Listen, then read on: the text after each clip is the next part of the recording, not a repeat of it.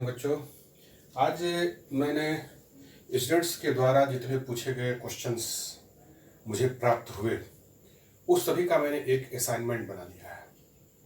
और वो असाइनमेंट हमने यहाँ लिखा हुआ first assignment from electric charge and field. जितना तक हम लोग अभी तक पढ़ाई किए हैं उस पूरे पढ़ाई के दौरान बच्चों ने जो भी क्वेश्चन मुझसे पूछा, बहुत सारे कुछ बच्चों का तो क्वेश्चन बहुत ही सेम ही था, 4-5 बच्चों का सेम ही क्वेश्चन था।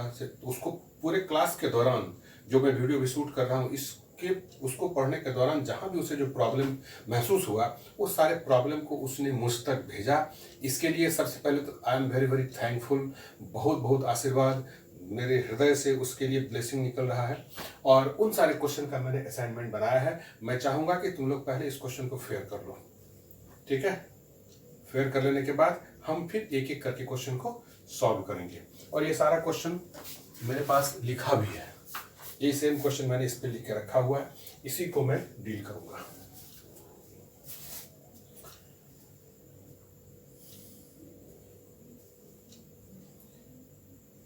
ठीक है, तुम वीडियो पॉज करके भी इसको फेयर कर सकते हो। सबसे पहला क्वेश्चन है, how coulomb is related to EMU। ये at the very first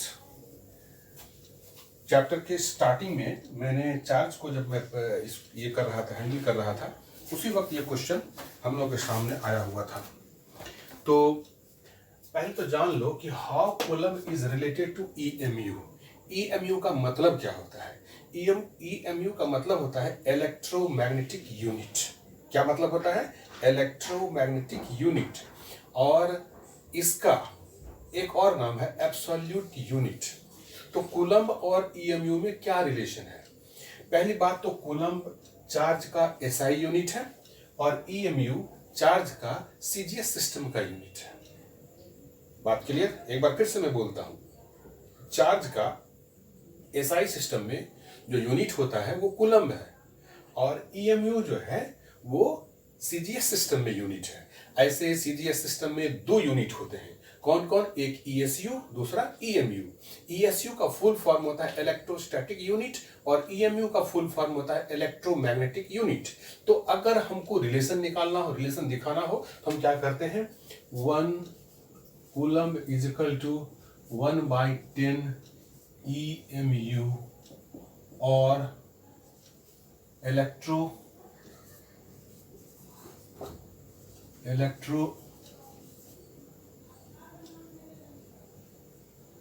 magnetic unit और एब्सोल्यूट यूनिट और एब कूलम्ब कहते हैं और ABC कहते हैं। अगर तुमको कहीं पूछे 1 coulomb is equal to how much ABC, तो तुम कंफ्यूज मत करना, 1/10 लिखना, ठीक है? 1 coulomb is equal to how much ABC, तो ABC stand for abcoulomb, ठीक है? एब कूलम्ब के लिए इसका कई नाम है। EMU का एक और नाम क्या है? सबसे पहला EMU का फुल फॉर्म आता है इलेक्ट्रोमैग्नेटिक यूनिट। इसी को हम लोग क्या कहते हैं? Absolute unit. और इसी को हम लोग क्या कहते हैं? एब कूलम्ब, या इसी को हम लोग कहते हैं ABC। क्वेश्चन ये पूछा गया है, और ये क्वेश्चन पूछा गया है क्या कि 1 कूलम्ब में कितने ABC होते हैं? तुमको बोलना है 1/10 होता है। तुम समझ गए हो ये क्वेश्चन। दूसरा क्वेश्चन मैं हैंडल करना चाहता हूं। सेकंड क्वेश्चन क्या था?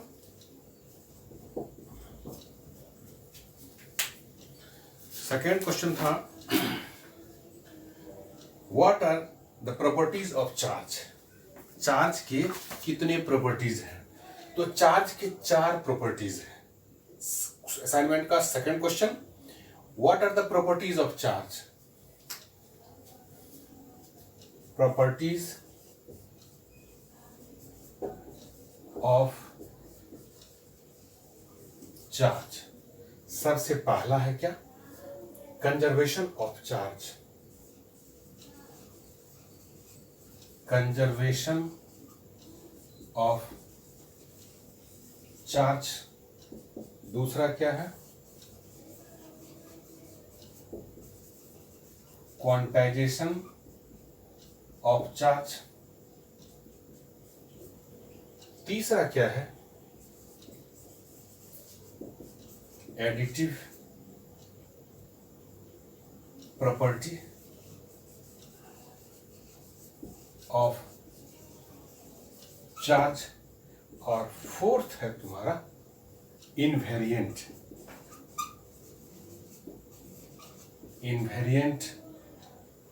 Property of charge. ये चार प्रॉपर्टी हैं चार्ज के। पहला क्या है? Conservation of charge. दूसरा क्या है? Quantization of charge. और थर्ड क्या है? Additive property of charge. और फोर्थ क्या है? Invariant property of charge.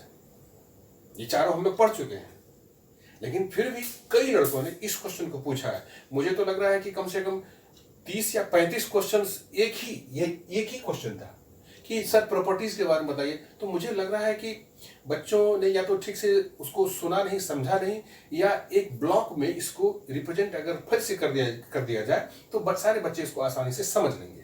तो प्रॉपर्टीज ऑफ चार्ज में हरदम याद रखना है कि चार्ज के चार प्रॉपर्टीज होते हैं। सबसे पहला कौन सा है? Conservation of charge. दूसरा क्या है? Quantization of charge. तीसरा क्या है? Additive property of charge. और फोर्थ क्या है? Invariant of charge. मैं इस चारों प्रॉपर्टीज को मैं फिर से एक बार ब्रशिंग कर देता हूं ताकि तुम लोगों को ठीक से ये बिल्कुल समझ में आ जाए।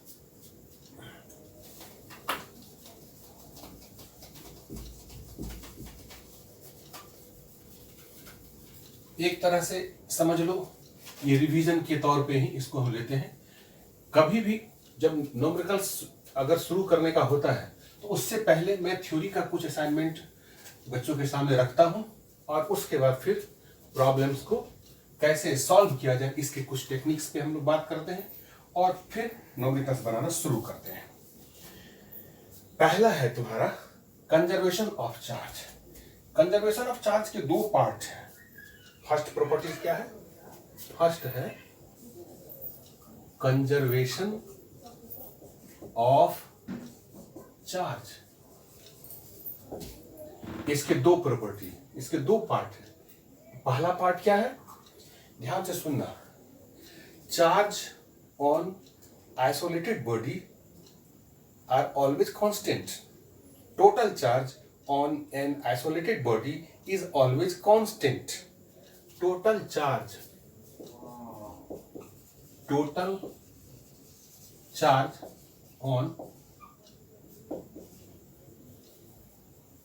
on isolated body is always constant। यहां पे बहुत सारे बच्चों को आइसोलेटेड वर्ड का मतलब क्या होता है ये जान लेना जरूरी है। आइसोलेटेड का मतलब हुआ अकेलापन, एकांतवासी, तन्हाई में जो जिंदगी जीता है। ऐसे पार्टिकल जो बिल्कुल सिंगल है, अकेले हैं, ऐसे चार्ज, ऐसे बॉडी के अंदर जितना टोटल चार्ज होगा वो ऑलवेज कांस्टेंट होता है। ये कंजर्वेशन चार्ज का फर्स्ट पार्ट है। सेकंड पार्ट देखो उसका क्या होता है। सेकंड पार्ट में बी है, charge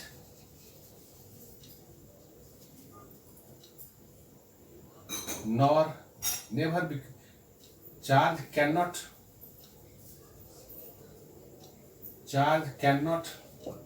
created and cannot destroy।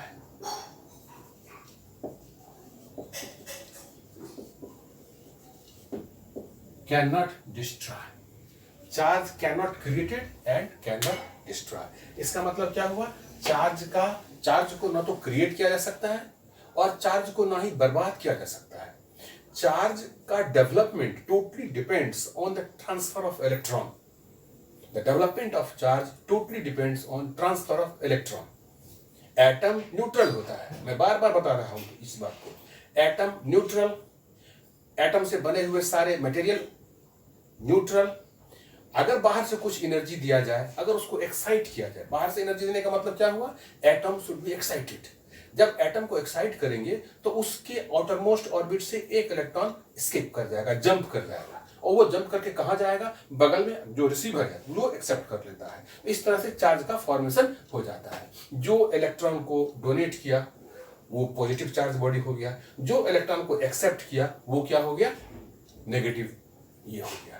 इस तरह से हम कंजर्वेशन ऑफ चार्ज के बारे में पूरी पढ़ाई कर लेते हैं। रुको मैं जरा कैप लगा लेता हूं। तो इस तरह से हम चार्ज के कंजर्वेशन प्रॉपर्टीज को समझ लेते हैं, क्योंकि दो तरह के, ये दो पार्ट में हम कंजर्वेशन ऑफ चार्ज के बारे में बात करते हैं। पहला पार्ट तुम्हारा क्या हो गया, फिर से सुनो जरा, total charge on isolated body, isolated body is always constant। Second part क्या हो गया, charge can not be created, charge can not be created and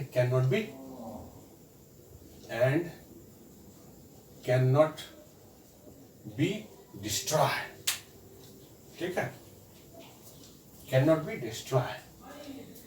दूसरा है क्वांटाइजेशन ऑफ चार्ज, इसको तुम लोग मेरे ख्याल से समझ गए होंगे। क्वांटाइजेशन, क्वांटिटी से बना है क्वांटाइजेशन। क्वांटाइजेशन का मतलब होता है फिक्सेशन, क्वांटा वर्ड का मतलब होता है फिक्स्ड।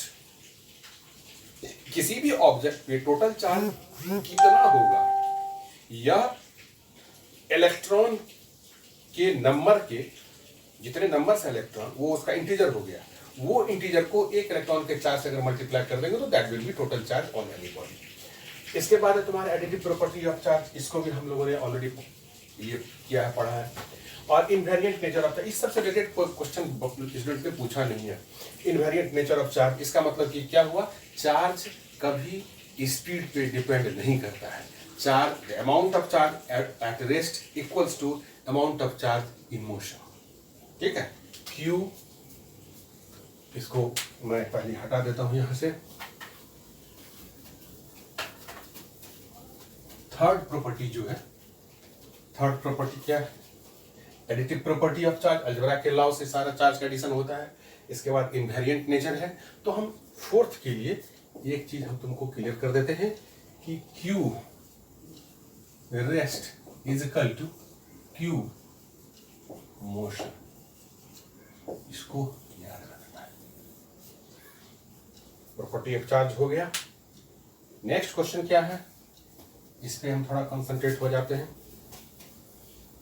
नेक्स्ट क्वेश्चन है शायद method of charging. Next question है what is the method of charging. Method of charging तीन होते हैं, मैंने तीनों को एक्सप्लेन किया हुआ है। कौन कौन सा मेथड होता है, conduction method of charging, friction method of charging और इंडक्शन मेथड ऑफ चार्जिंग। तीनों का डायग्राम के साथ मैंने इसका एक्सप्लेनेशन मैंने किया हुआ है, इसीलिए no need of further wasting time. उसके बाद है तुम्हारा नेक्स्ट क्वेश्चन है व्हाट इज डाइलेक्ट्रिक कांस्टेंट। ये भी क्वेश्चन बहुत सारे लड़कों ने पूछा है, what is dielectric constant. More than 50 students की संख्या में है कि ये डाइलेक्ट्रिक कांस्टेंट को जरा फिर से बताइए। लेकिन डाइलेक्ट्रिक कांस्टेंट को समझने से पहले तुमको परमिटिविटी के बारे में अच्छी तरह से जानकारी ले लेना है। परमिटिविटी, इसको ठीक से समझो जरा। मैं हेडिंग देता हूं यहां पे, परमिटिविटी।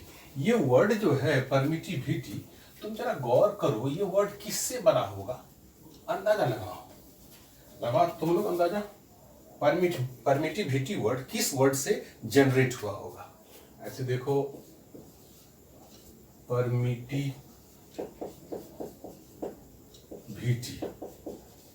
इसका स्टेटमेंट मैंने ऑलरेडी लिखाया हुआ है, व्हाट इज परमिटिविटी करके, तुम देखना नोट्स में, ये क्वेश्चन मैंने लिखा हुआ है। परमिटिविटी ऐसे बना है परमिशन से। क्या बना है, परमिशन से।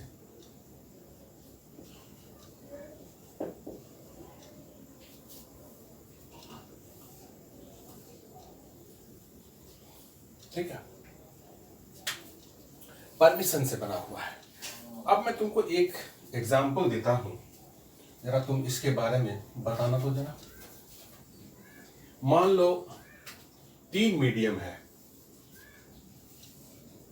ये मीडियम एयर है, इस मीडियम का नाम है ए।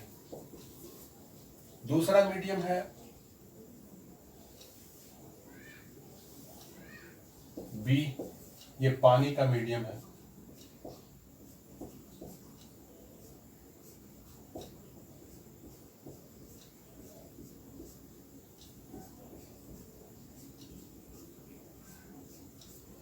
अब ये आइस का मीडियम है।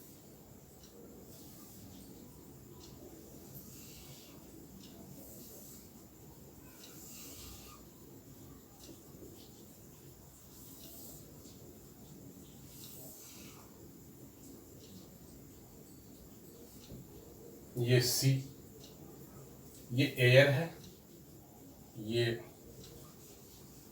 वाटर है, और ये आइस है। और ये डिस्टेंस 100 मीटर का है, 100 मीटर का है। यह भी डिस्टेंस 100 मीटर का है। समझ गया? ध्यान से देखना जरा, मैं क्या बता रहा हूं, परमिटिविटी। मैंने यहाँ तीन मीडियम का डायग्राम बनाया हुआ है। एक 100 मीटर का एयर का है, ये मीडियम एयर भरा हुआ है इसमें। ये भी 100 मीटर का है और इसमें पूरा वाटर भरा हुआ है। और ये भी 100 मीटर का है और इसमें पूरा आइस भरा हुआ है। तुमको कह दिया गया कि 100 मीटर के डिस्टेंस को पार करना है। एयर 100 मीटर का जो डिस्टेंस है, एयर है यहाँ पे, इसको जाने में ज्यादा सहूलियत होगा कि पानी में 100 मीटर जाने में सहूलियत होगा? बोलो, एयर में जाने में सहूलियत होगी। अगर यहां पर पानी कितना है, घुटना भर पानी है, तो पानी में चलना थोड़ा डिफिकल्ट है। क्यों डिफिकल्ट है जी? क्योंकि मीडियम जो है वो रोकता है। मीडियम हमारे लिए प्रॉब्लम क्रिएट कर रहा है। यहाँ पे मीडियम पतला है तो ये उतना प्रॉब्लम क्रिएट नहीं कर रहा है। और यहाँ आइस में चलना तो और मुश्किल है। घुटना भर, जम्मू कश्मीर का इलाका जरा सोचो, पूरा आइस भरा हुआ हो, उसमें तुमको चलना पड़े तो दिक्कत होगा ना। तो मीडियम जो प्रॉब्लम क्रिएट करता है, इसी का नाम है परमिटिविटी। तो ये तो हम मान लो हम चार्ज हैं, तो हम अगर चार्ज हैं तो हमको चलने में एयर में ज्यादा आसानी होगी। यानी कि चार्ज को एयर में जाने में आसानी होती है। उससे ज्यादा डिफिकल्टी वाटर में से उसको गुजरने में होगा। उससे भी ज्यादा डिफिकल्टी उसको आइस से गुजरने में होगा। बात समझ रहे हो ना? इस तरह से उसको प्रॉब्लम होगा। अब जरा इसीलिए परमिटिविटी क्या हो गया? परमिशन से बना है permittivity. It is the degree of penetration. मतलब चार्ज से जो इलेक्ट्रिक फील्ड निकल रहा है, वो इलेक्ट्रिक फील्ड कहां से किधर जाएगा? प्लस से निकल के माइनस की तरफ जाएगा। तो प्लस से निकल के माइनस की तरफ जिस मीडियम से होकर वो जाता है, उस मीडियम की रोकने का जो उसका कैपेसिटी है, एबिलिटी है, इसी को परमिटिविटी कहते हैं। बात को समझे कि नहीं? इलेक्ट्रिक चार्ज से जो इलेक्ट्रिक फील्ड निकलेगा, वह पॉजिटिव चार्ज से निकल के माइनस चार्ज की तरफ जाएगा। अब प्लस चार्ज से निकल के माइनस प्लेट की तरफ जब वो जाएगा तो उसको मीडियम से होके जाना पड़ेगा। अब मीडियम कैसा हो? वैक्यूम है तो कोई बात नहीं, एयर है तो थोड़ा मोड़ा, और वाटर है तो थोड़ा ज्यादा, और आइस है तो और ज्यादा। इसीलिए मीडियम के द्वारा जो एबिलिटी है इलेक्ट्रिक फील्ड को जाने में रुकावट पैदा करने की, उसे ही परमिटिविटी कहते हैं। बात समझ लो इसको। अब हम एक और क्वेश्चन आया है, डाइलेक्ट्रिक किसे कहते हैं? तो डाइलेक्ट्रिक कांस्टेंट, ये परमिटिविटी का सिंबल क्या होता है? परमिटिविटी का सिंबल होता है एप्सिलॉन। यानी कि मीडियम की रुकावट की ability. It is the ability of medium to resist the electric field lines और मैग्नेटिक फील्ड लाइंस। इसको ऐसे भी लिख सकते हैं, it is the ability to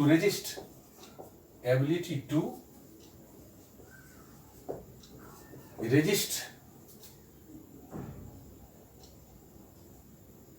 to electric field lines passing through medium. It is the ability to resist the electric field lines passing through medium. ये बात clear हो गया। उसके बाद है डाइलेक्ट्रिक।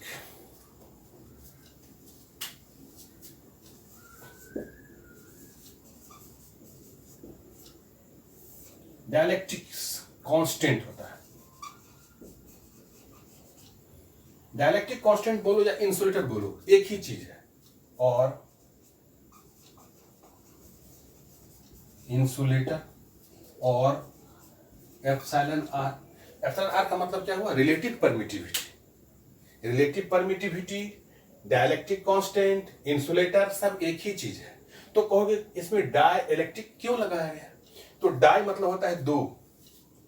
डाई मतलब क्या हो गया? दो हो गया।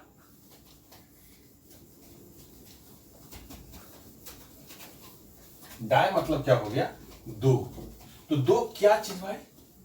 ऐसे सिंपल प्लेट, एक हम प्लेट लेते हैं, ये प्लस चार्ज है, और ये एक और प्लेट लेते हैं, ये माइनस है। अब यहां से फील्ड चलेगा इधर। तो ये जो एरिया है इलेक्ट्रिक एरिया है। दो प्लेट के बीच के मीडियम को डाइलेक्ट्रिक मीडियम कहते हैं। जनरली ये इंसुलेटर होता है, इंसुलेटर होगा, ये एयर है यानी तो वैक्यूम है, इस तरह से होगा। ये फील्ड इस मीडियम में होकर के जाएगा। तो अगर ये फील्ड डेंस है तो फील्ड के हिसाब से इलेक्ट्रिकली, आई मीन इलेक्ट्रिकली ये फील्ड को रेजिस्ट करेगा, प्रॉब्लम करेगा। तो इसलिए दो प्लेट के बीच के फील्ड के एबिलिटी को, कौन सी एबिलिटी? जो इलेक्ट्रिक फील्ड जा रहा है उसको रोकने की, है ना, पेनिट्रेशन करेगा ना ये, तब तो वो जाएगा। इसलिए दो चार्ज प्लेट के बीच के मीडियम की ability of resist to the electric field को हम डाइलेक्ट्रिक कांस्टेंट कहते हैं। इसका स्टेटमेंट मैथमेटिकली हम लोग ऐसे कहते हैं, it is the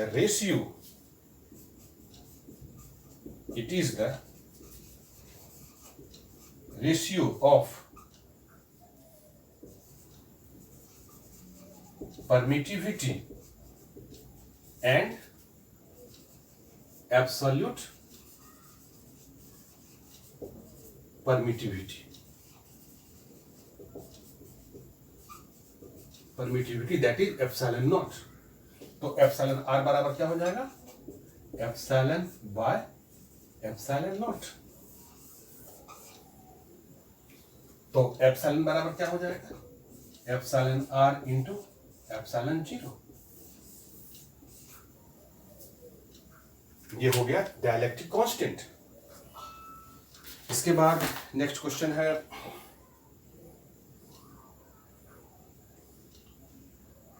right the dielectric constant of vacuum. Vacuum का डाइलेक्ट्रिक कांस्टेंट कितना होता है? 1 होता है। उसके बाद है तुम्हारा एयर का क्या होता है? 1.006 होता है। उसके बाद फिर है ग्लास का कितना होता है? 3 to 4 होता है। उसके बाद फिर क्या होता है? कंडक्टर का क्या होगा? इन्फिनिट होता है। उसके बाद explain vector form of Coulomb's law. हो explain vector form of Coulomb's law. Coulomb's law के वेक्टर फॉर्म को एक बार फिर से एक्सप्लेन करें। एक बात मैं बोलता हूं, तुम लोग वेक्टर फॉर्म को जरा ठीक से देखो, एक बार और देखना, हमारे ख्याल से उसमें तुमको कोई प्रॉब्लम नहीं होना चाहिए। Coulomb's law in the form of position vector, हाँ ये मैं बता देता हूं, है ना। कूलम्स लॉ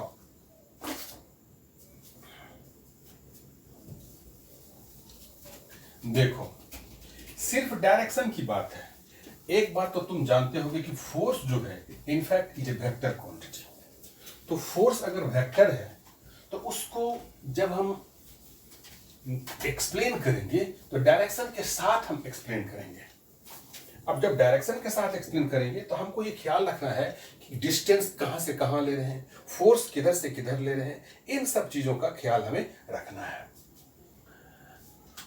अब जैसे कि एक हम 3 एक्सियल सिस्टम ले लेते हैं। एक्स एक्सिस है, ये वाई एक्सिस है, यहां से एक ए पॉइंट है और यहां पे एक बी पॉइंट है। इस पे Q2 चार्ज है, इस पे Q1 चार्ज है। इसका डिस्टेंस R1 है और इसका डिस्टेंस R2 है। इसका डिस्टेंस AB R1 R2 है। ये ऐसे ले रहे हैं इस तरह से। 2 चार्ज पार्टिकल है A और B। अगर हमको पूछा जाए कूलम्ब्स लॉ के हिसाब से इसका फॉर्मूला क्या हो जाएगा, तो F इज इक्वल टू क्या होगा, K into Q1 into Q2 bye R12 का स्क्वायर, और यूनिट वेक्टर हम क्या देंगे, R12। अब हमको कहा जा रहा है कि पोजीशन वेक्टर के हिसाब से इसको एक्सप्लेन कीजिए। ये तो अकॉर्डिंग टू कूलम्ब्स लॉ हमने F का मैंने वैल्यू निकाला फोर्स का। इस फोर्स का डायरेक्शन किधर से किधर है, 1 से 2 की तरफ है। तो ये F12 फोर्स है, ए पार्टिकल इस पे जो लगा रहा है, तो F12 वेक्टर फॉर्म में हो गया। अब R12 का वैल्यू हमको यहां पे according to triangle law of addition of vector, तो क्या हो जाएगा, OA plus AB is equal to OB। OA का वैल्यू कितना है, R1 plus R12 is equal to R2। तो R12 कितना हो जाएगा, R2 minus R1।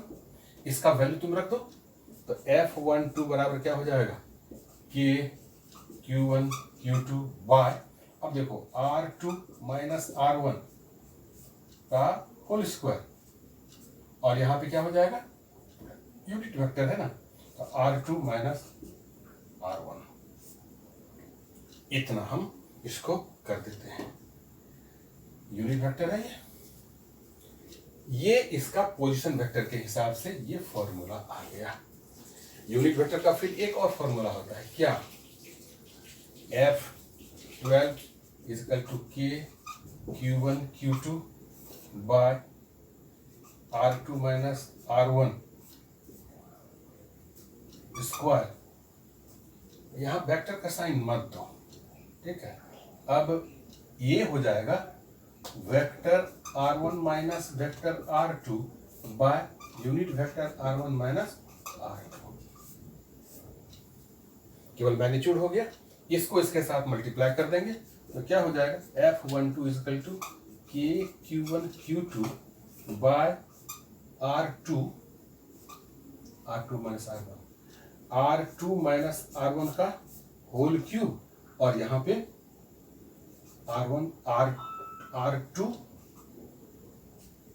R2 minus R1। ये पोजीशन वेक्टर का एक्सप्लेनेशन हो गया। इसके बाद नेक्स्ट क्वेश्चन है तुम्हारा comparison of FE and FG। Comparison of FE and FG। FE का मतलब हुआ इलेक्ट्रोस्टैटिक फोर्स और FG का मतलब हुआ ग्रेविटेशनल फोर्स। इस दोनों के बीच में कंपैरिजन करने के लिए तो हम क्या करते हैं, 2 स्मॉल पार्टिकल का इमेजिनेशन करते हैं। कौन कौन, एक इलेक्ट्रॉन और दूसरा प्रोटॉन। एक इलेक्ट्रॉन और दूसरा प्रोटॉन। FE क्या है, फिर से मैं बोल देता हूं, FE है इलेक्ट्रोस्टैटिक फोर्स और FG क्या है, ग्रेविटेशनल फोर्स। तो एक इलेक्ट्रॉन हम लिए हैं और एक प्रोटॉन लिए हैं, तो FE बराबर क्या हो जाएगा, FE is equal to K Q1 Q2 by R square, और FG बराबर क्या हो जाएगा, capital G ME into MP by R square. F E बराबर क्या हो जाएगा 9 इंटू 10 पर पावर 9, 1.6 इंटू 10 पावर माइनस 19 का whole square by R square. और एफ जी बराबर क्या हो जाएगा, एफ जी बराबर हो जाएगा 6.67 into 10 to the power minus 11। अब मास कितना होता है इलेक्ट्रॉन का 9.11 इंटू 10 पावर माइनस 31 kg, और प्रोटॉन कितना होता है 1.6 into 10 power minus 27 divided by R square. अब तुम क्या करो, F E by F G कर दो।